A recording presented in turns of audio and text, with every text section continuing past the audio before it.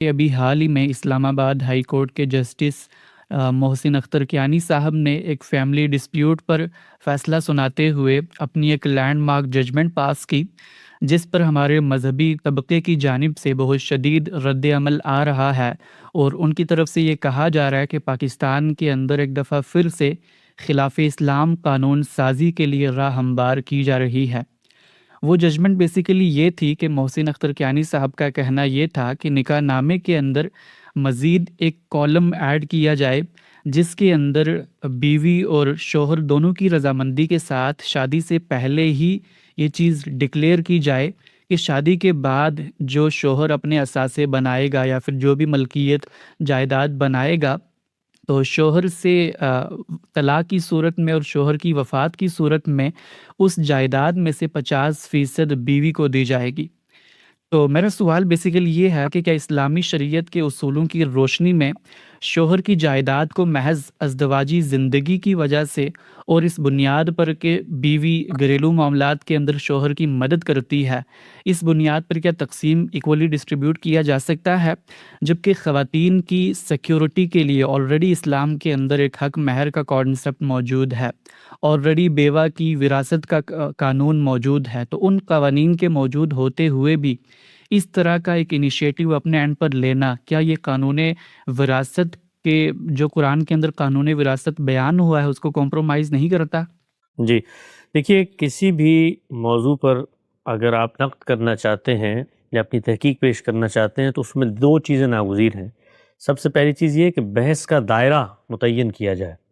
اور دوسری چیز یہ ہے کہ جو بھی مواقف ہیں اس میں لوگوں کی بنائے استدلال کیا ہے اس کی تنقیح ہو۔ یہ عمل جب تک نہیں ہوگا اس وقت تک کسی کی بھی بات کوئی سمجھنے کے قابل نہیں رہے گا، اس لیے کہ ایک فریق جس جگہ سے بات کر رہا ہے، جس دائرے کی بحث اس کے نزدیک یہ موضوع ہے، جو بنائے استدلال ہے، اگر آپ اس کو اپریشیٹ نہیں کر رہے تو پھر آپ جو تنقید کر رہے ہیں وہ اس تک نہیں پہنچ سکتی، اور وہ جو نقطہ نظر پیش کر رہا ہے وہ آپ تک رسائی حاصل نہیں کر سکتا۔ تو میں یہ چاہتا ہوں کہ بہت مختصر انداز میں سب سے پہلے اس بحث کا دائرہ اور اس کی بنائے استدلال کو طالبانہ طور پر ہم سمجھ لیں۔ سب سے پہلی چیز یہ ہے کہ جب یہ بحث کی جاتی ہے کہ ہمارے ہاں شادی کے بعد ریاست کو کیا حق ہے کہ اس طرح کے معاملات میں مداخلت کرے، تو پہلا سوال یہ اٹھتا ہے کہ ریاست کے حقوق کا دائرہ کیا ہے، اور دوسری چیز یہ ہے کہ جب اللہ کی شریعت نے یہ فیصلہ کر دیا ہے کہ میاں بیوی کے معاملے میں جب طلاق ہو یا شوہر کی وفات ہو تو وراثت کے حصے کیسے تقسیم ہوں گے، وہاں پہ اللہ نے باقاعدہ ترکہ مقرر کر دیا ہے، تو اس کے بعد اس موضوع پر کلام کی گنجائش اگر کہیں سے رہ گئی ہے تو وہ ہے کیا؟ یعنی دوسرا فریق کیا شریعت اسلامی کو نہیں مانتا؟ کیا وراثت کی اس تقسیم کو نہیں مانتا؟ کیا وہ اللہ تعالیٰ کے قانون کو نہیں مانتا؟ کیا وہ یہ کہہ رہا ہے، یا اس کی بحث اس سے مختلف ہے، آگے کی بحث ہے؟ تو اگر وہ آگے کی ہے تو پھر اس سے اس پر گفتگو نہیں ہوگی کہ تم اللہ کی شریعت میں تبدیلی کر رہے ہو یا اللہ کے قانون کو نہیں مان رہے۔ ایک اور چیز جو بطور تمہید ہمیں سمجھنی چاہیے کہ اللہ تعالیٰ نے جب وراثت کے حصے مقرر کیے ہیں تو وہ حصے اٹل ہیں، وہ قیامت تک ہیں، ان کے اندر ذرہ برابر کوئی شخص تبدیلی کرنے کا اختیار ہی نہیں رکھتا۔ اور یہ بات صرف ہم اس معاملے میں نہیں کہتے، ان معاملات میں بھی کہتے ہیں جہاں پر ہمارے علم نے باقاعدہ ان حصوں میں تبدیلی کا اختیار اپنے ہاتھ میں لے لیا ہے۔ یعنی اگر آپ اول کا مسئلہ دیکھیں تو اس کے اندر یہی ہوا ہے کہ قرآن نے جو متعین حصے بیان کیے ہوئے ہیں اس کے اندر بعض روایات کی بنیاد پر تبدیلی کر دی گئی ہے، صحابہ کے آثار کی بنیاد پر۔ تو وہاں پر بھی ہم یہی بحث کرتے ہیں کہ قرآن مجید کے حصوں کو چھیڑنے کی کسی کو اجازت نہیں ہے۔ یہ اللہ تعالیٰ نے بتا دیا ہے کہ لا تدرون ایہم اقرب لکم نفعا، تم نہیں جانتے تھے کہ بلحاظ منفعت کون تم سے قریب تر ہے۔ یہ حصے اللہ نے اسی لیے مقرر کر دیے ہیں، ان حصوں میں کوئی تبدیلی تا قیامت نہیں ہو سکتی، یہ طے شدہ بات ہے۔ بیوی کا متعین حصہ ہے، بیوی مرتی ہے تو شوہر کا متعین حصہ ہے، اولاد کا متعین حصہ ہے، اولاد نہیں ہے تو بہن بھائیوں کی طرف جائے گا، ماں باپ کا متعین حصہ ہے۔ تو یہاں سے بحث کا آغاز کرتے ہیں کہ ہمارے نزدیک شریعت نے جو وراثت کے حصے مقرر کیے ہیں ان میں ادنا تبدیلی گوارا نہیں کی جا سکتی۔ اگر یہ کوئی تبدیلی کرتا ہے تو یہ حدود اللہ کو توڑنے کے مترادف ہے۔ مثال کے طور پہ اگر کہیں پہ قانون بنتا ہے، ہم تو یہاں امریکہ میں رہتے ہوئے اس چیز کی منادی کرتے ہیں کہ ہر مسلمان کو یہ چاہیے ہے کہ وہ باقاعدہ وصیت کرے شریعت کے مطابق اپنے حصوں کی تقسیم کی، اس لیے کہ اگر وہ نہیں کرے گا تو یہاں پر اسٹیٹ لا موجود ہے انہیریٹنس کی تقسیم کا، جو کہ میرے تصور شریعت سے مختلف ہے۔ جو کچھ اللہ نے مجھے بتایا اس میں والدین کا حصہ ہے، بچوں کا ہے، اولاد کا ہے، اس سے مختلف ہے۔ تو لازم ہے مغربی ممالک میں یا جہاں کہیں بھی مسلمانوں کا قانون رائج نہیں، وہاں پر وہ شریعت کے مطابق وصیت کریں تاکہ ان کے مرنے کے بعد اللہ تعالیٰ کی حدود کے مطابق ان کی انہیریٹنس تقسیم کریں۔ اس لیے میں نے کہا وصیت کریں کیونکہ ان ملکوں میں بھی یہ قانون رائج ہے کہ اگر آپ نے کوئی وصیت کی ہے تو اس پر پہلے عمل درآمد کیا جائے گا۔ تو اللہ کی وصیت ہے، یہ اللہ نے حصوں کا فیصلہ کر دیا، کوئی اس میں ترمیم تغیر تبدیلی کا سوچ بھی نہیں سکتا، اور اگر کوئی شخص سوچتا ہے تو وہ اللہ کی شریعت میں مداخلت کرتا ہے، حدود اللہ کی منافی کرتا ہے۔ اب اگلی بات یہ ہے کہ ریاست اس معاملے میں کہاں سے داخل ہو رہی ہے۔ ریاست کے بارے میں ہم یہ جانتے ہیں کہ انسان جنگلوں میں بھی رہتا تھا، قبائل میں بھی رہتا تھا، اس نے ایک سفر طے کیا ہے متمدن سویلائز معاشرے کی طرف، اور ایک ادارے کو وجود پذیر کیا ہے۔ اس کو وجود پذیر کرنے کا مقصد کیا ہے کہ میرے حقوق کی سلامتی ہو، میرے خلاف کوئی جان مال آبرو کی زیادتی نہ ہو، میری حق تلفی نہ ہو۔ یہ بنیادی محرک ہے جس کی وجہ سے ہم بہت ساری چیزوں کی پابندیاں قبول کر کے ایک ٹیریٹری کے اندر رہتے ہیں، ایک امیر کا انتخاب کرتے ہیں، اس کی اطاعت کا دم بھرتے ہیں۔ مقصود کیا ہوتا ہے کہ میرے حقوق کا تحفظ ہو، یعنی ہر شخص یہ چاہتا ہے کہ اس کی جان مال آبرو یہ سلامت رہے، کوئی اس پر حملہ آور نہ ہو، کوئی اس کی حق تلفی نہ کرے۔ یہ ریاست کا دائرہ اختیار ہے۔ اس دائرہ کار کی پس منظر میں اگر وہ کوئی اقدام کرتی ہے تو اقدام کے صحیح اور غلط ہونے کا مجھے حق حاصل ہے کہ میں اس پہ تنقید کروں، لیکن یہ ریاست کا حق ہے، بلکہ حق سے آگے بڑھ کے فرض ہے کہ وہ یہ کام کرے، اس لیے کہ میں نے اس کو وجود پذیر اس لیے کیا ہے۔ تو جب ریاست اس دائرے کے اندر، یعنی شریعت کے دائرے سے باہر نکل گئی یہ بات، شریعت کے دائرے میں اللہ کا قانون روبہ عمل ہوگا، اس سے آگے بڑھ کے اگر کہیں پہ حق تلفی ہوتی ہے یا جان مال آبرو کے خلاف زیادتی ہوتی ہے تو وہاں پر کوئی ریاست مداخلت کرتی ہے، وہاں پر اس کو مداخلت کرنی چاہیے، اس لیے ریاست کو وجود پذیر کیا۔ آپ اس کی چند مثالیں دیکھیے کہ کیسے یہ مداخلت کرتی ہے اور یہ کیسے میرے اور آپ کے تحفظ کا باعث بنتی ہے معاشرے۔ ہم وہاں پر کبھی یہ بحث نہیں اٹھاتے کہ یہاں پر تو شخصی معاملہ ہے، میرا ذاتی معاملہ ہے، یہاں پر ریاست کو کیا حق پہنچا ہے کہ وہ یہاں پر داخل ہو گئی ہے۔ مثال کے طور پہ آپ دیکھیں، میں موٹر کار خریدتا ہوں، میں مال کماتا ہوں، میں اس کی ملکیت رکھتا ہوں، لیکن جب سڑک پہ میں اس کو اتارتا ہوں تو وہاں پر ریاست نے ایک حد رفتار مقرر کر دی ہے اور یہ بتا دیا ہے کہ اس سے اگر تم تجاوز کرو گے تو تم پر جرمانہ ہوگا اور ہم تم پر سزا کا بھی نفاذ کر سکتے ہیں۔ وجہ یہ ہے کہ اگر میں حد رفتار سے آگے بڑھتا ہوں تو یہ چیز کسی دوسرے کی حق تلفی کا باعث بن سکتی ہے، کسی دوسرے کی جان لینے کا باعث بن سکتی ہے۔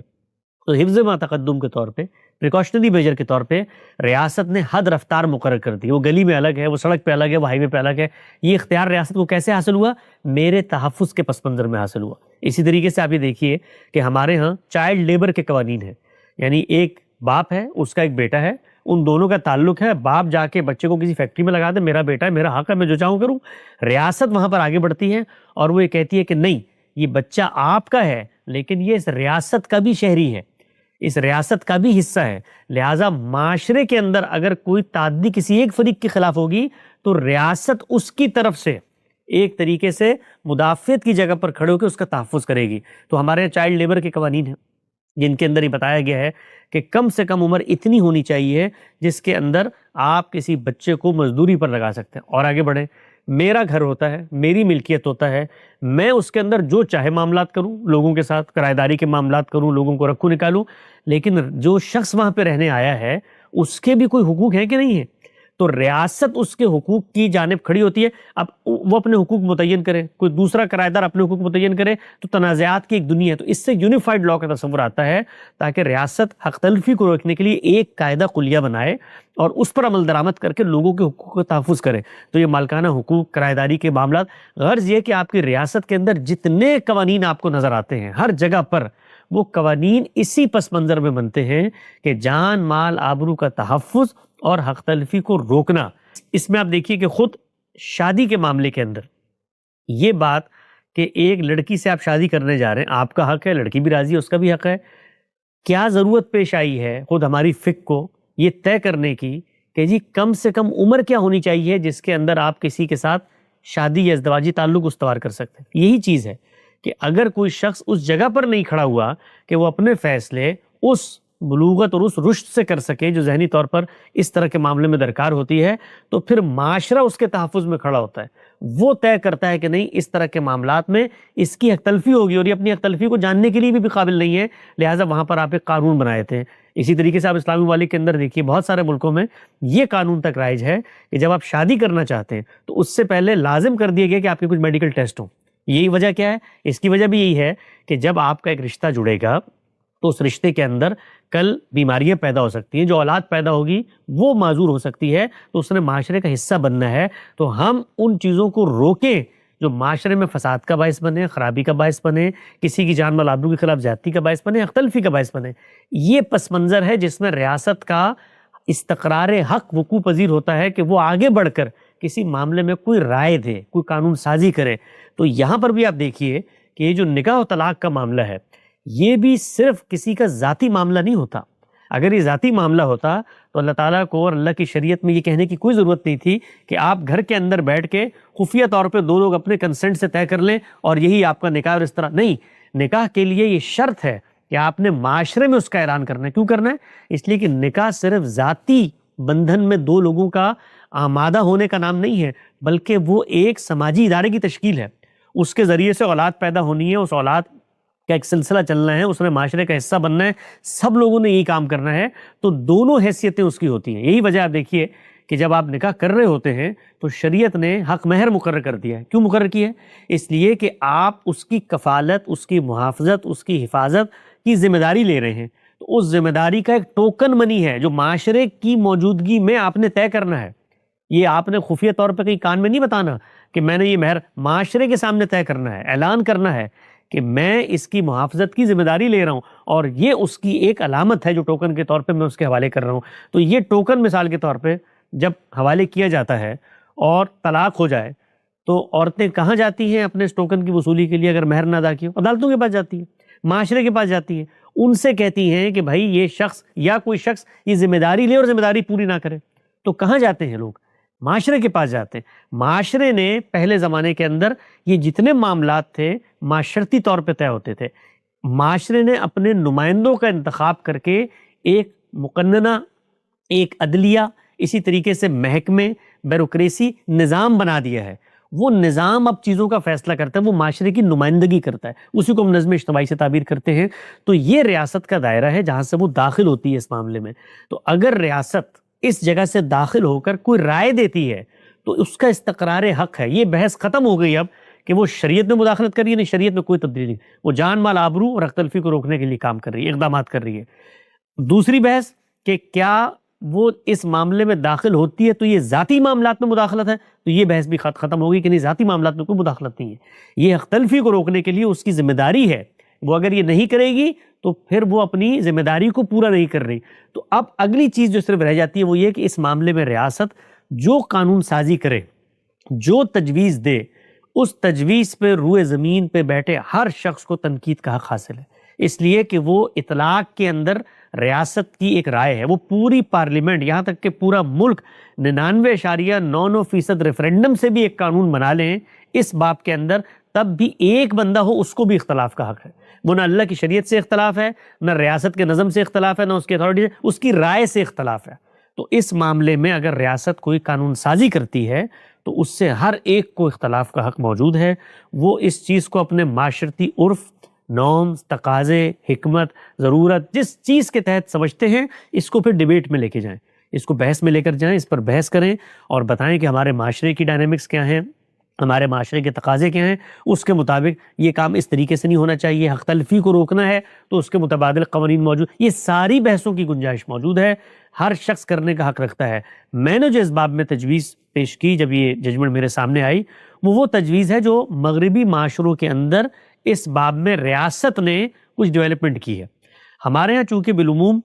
مغربی معاشرے میں اگر کوئی چیز رائج ہے اس کو پیش کیا جائے یا اس کا حوالہ دیا جائے تو مسلمانوں کی عمومی نفسیات چونکہ مغرب کی نفرت میں مبتلا ہے، اور ہماری مذہبی انٹیلیجنشیا نے ان کے اندر اس کو اتنا راسخ کر دیا ہے کہ کوئی بھی ڈیبیٹ اب میرٹ پہ سننے کے لیے لوگ آمادہ نہیں ہوتے، وہ فوراً سے ادنا مماثلتیں تلاش کرتے ہیں اور لوگوں کی نیت محرکات پر حملہ آور ہوتے ہیں اور ان کو کہتے ہیں مغرب کے ایجنٹ ہیں، یہ مغرب نواز ہیں، فلاں ہیں، تو اس کی وجہ سے ڈیبیٹ آگے نہیں بڑھ پاتی۔ میرٹ پر اگر ہم گفتگو کریں تو مغرب میں بھی جو کچھ رائے تھا اس پہ بھی تنقید کا حق ہے، لیکن اس کو میرٹ پہ سمجھا جائے گا، نہ کہ صرف اس میں کہ وہ چیز مغرب سے آئی ہے۔ تو اگر صرف مغرب سے آئی ہوئی چیز پہ لوگوں کو اختلاف ہے تو پھر مغرب کی ہر چیز سے اپنی نفرت کا اظہار کریں۔ آخر وہاں بھی تو پک اینڈ چوز کرتے ہیں نا، فیس بک بھی استعمال کرتے ہیں، مغربی ٹیکنالوجی سے بھی استفادہ حاصل کرتے ہیں۔ مغرب کی تہذیبی روایت کے اندر بہت سارے فسادات موجود ہیں، ہم خود اس پہ تنقید کرتے ہیں۔ ہمارے استاد مکرم جناب جاوید احمد غامدی کا ایک مضمون ہے اسی مغربی تہذیب کے عنوان سے، اس میں انہوں نے پن پوائنٹ لسٹ کر کے چیزیں بتائی ہیں کہ بھائی اس تہذیب میں اور مسلمان جس دین کو مانتے ہیں جب اس پہ عمل پیرا ہوں گے اس سے جو معاشرت پیدا ہوگی، اس سے جو تہذیب پیدا ہوگی، اس میں کیا اختلاف ہے۔ تو ہم یہ بتاتے ہیں کہ حفظ فروج کے معاملے میں مغرب سے ہمارا اختلاف ہے، حفظ مراتب کے معاملے میں مغرب سے ہمارا اختلاف ہے، امر بالمعروف و نہی عن المنکر کے بارے میں مغرب سے ہمارا، تو اختلاف اپنی جگہ پہ ہوتا ہے، لیکن کوئی چیز اگر کسی قانونی پس منظر میں، معاشرتی پس منظر میں ڈیولپ ہوئی ہے،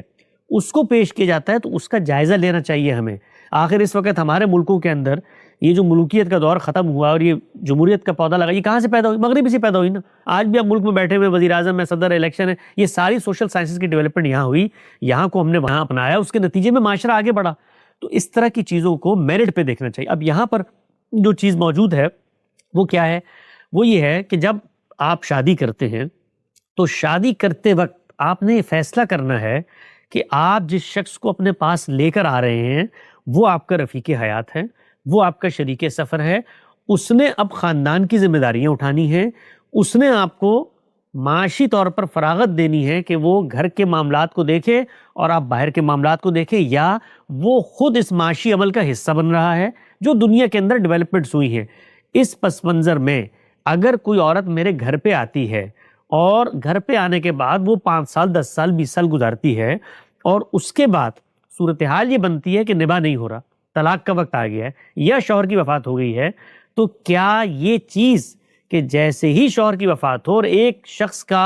ایک اتنا لمبا عرصہ آپ کے ساتھ گزر چکا ہو جس میں آپ نے چیزیں خریدی ہوں، پراپرٹیز بنائی ہوں، اثاثے بنائے ہوں، آپ لوگوں نے دونوں نے مل کے کیریئر میں ترقی حاصل کی ہو، اس سے ایک دنیا بنی ہو، اور یہ دنیا ہر شخص جانتا ہے کہ جب ایک رشتے میں دونوں لوگ بنتے ہیں تو دونوں کی کنٹریبیوشن سے بنتی ہے۔ وہ کنٹریبیوشن ایک کی معاشی ہو تو دوسرے کی نفسیاتی ہوتی ہے، دوسرے کی اور 10 پہلوؤں سے ہوتی ہے کہ وہ بچوں کو سنبھال رہی ہے، وہ آپ کے گھر در کے معاملات دیکھ رہی ہے۔ تو اگر یہ صورتحال ہے اور اس میں خاتمہ ہو جاتا ہے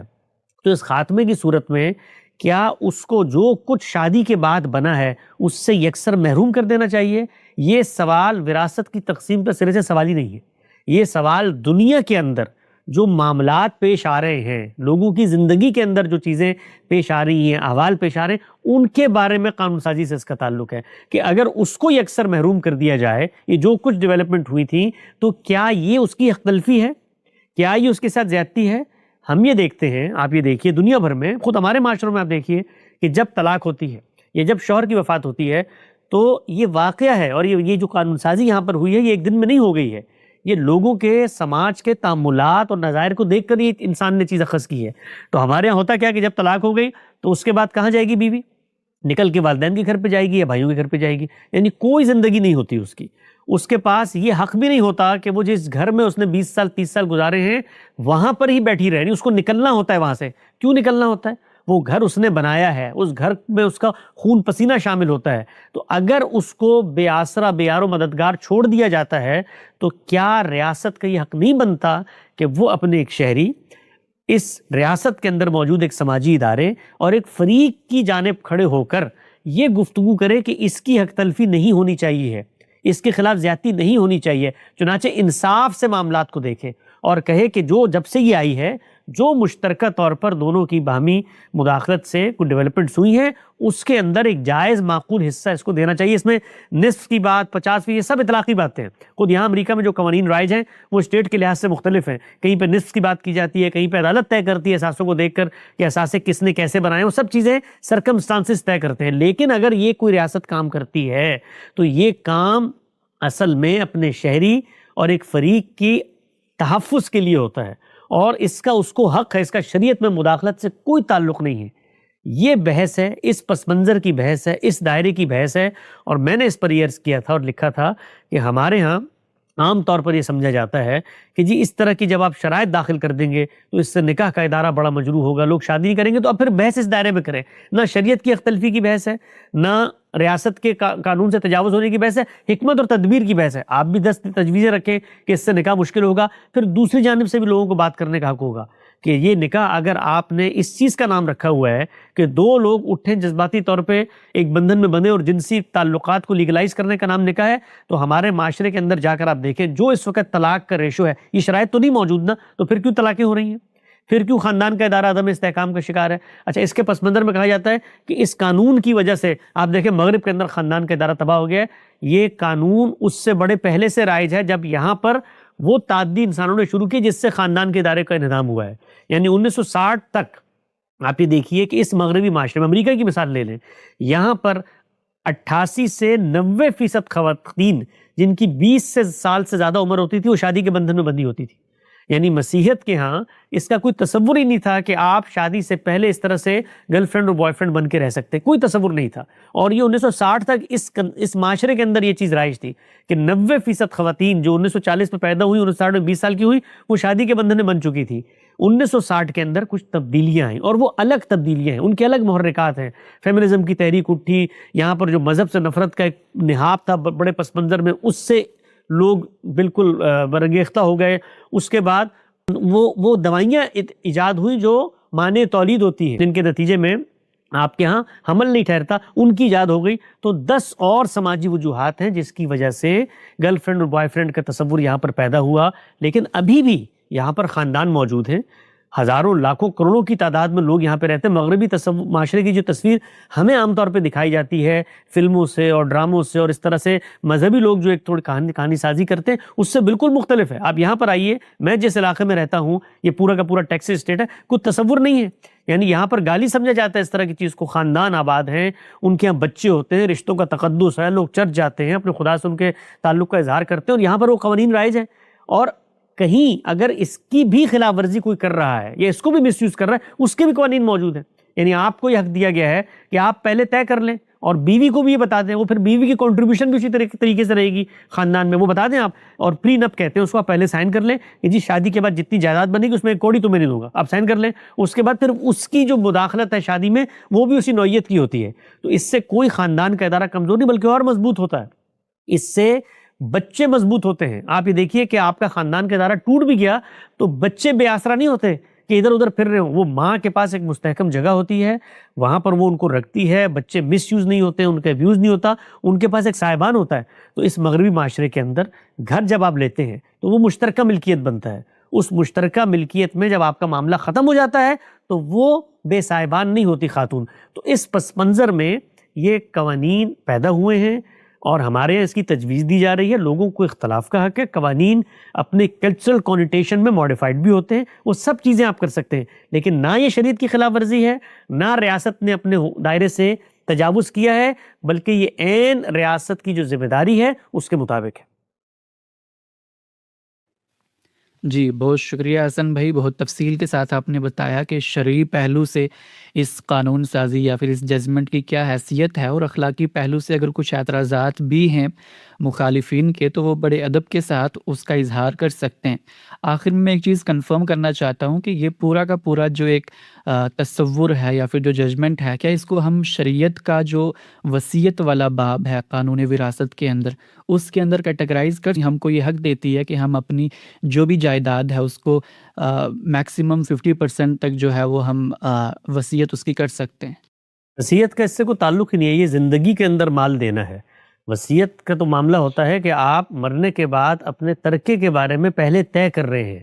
تو اس کے اندر کوئی ایڈجسٹمنٹ نہیں کرنے کی ضرورت۔ یہ تو زندگی میں جو مال پیدا ہو رہا ہے اس کے بارے میں طے کر دیا گیا کہ وہ مشترکہ ملکیت ہے،